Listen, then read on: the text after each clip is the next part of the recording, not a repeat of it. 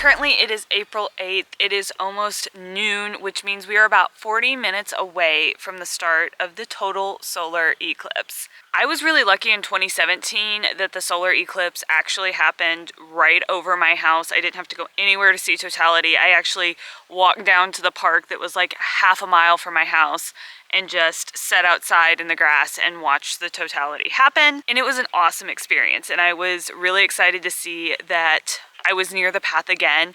So this time I drove down to where I'm from, closer to my family in Southeast Missouri. Where I'm currently at is about as close to the center of totality as you can get. We are right in the middle of the path of the eclipse. So we have a lot of friends and family out here for us to all experience the eclipse together. We have our glasses, we are ready to go. If you've not experienced an eclipse before, starting at about 12:39 in this location, we are going to see the moon move between the earth and the sun, and it'll start to block the sun.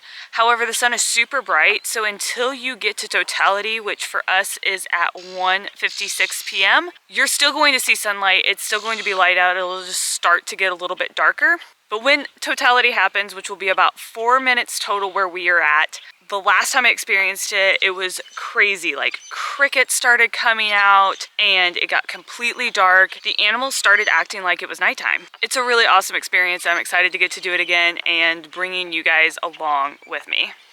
About 6 minutes before totality, things started to get noticeably darker, but it took really up until the point of totality to feel like it was nighttime.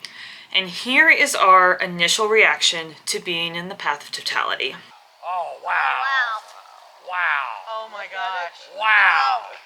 Oh my God. Look at this. Holy cow. Whoa. That's some Look at crazy that. stuff. Isn't that beautiful? Oh my goodness. Oh, I hope look you're at getting that. Oh my goodness. That is Wow. freaking awesome.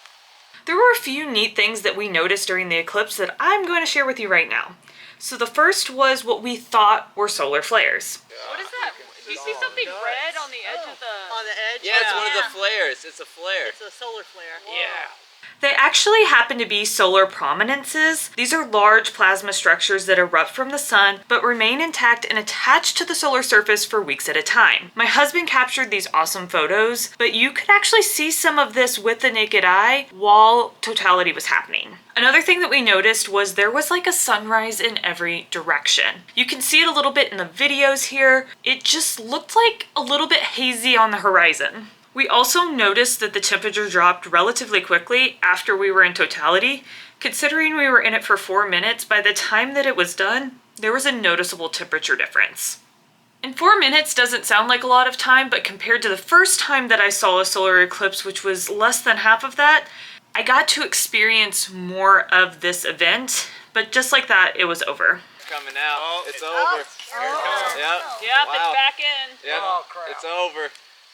Oh, man. Before and after the eclipse, we also noticed that there were odd-shaped shadows on the ground because the sun was partially covered by the moon.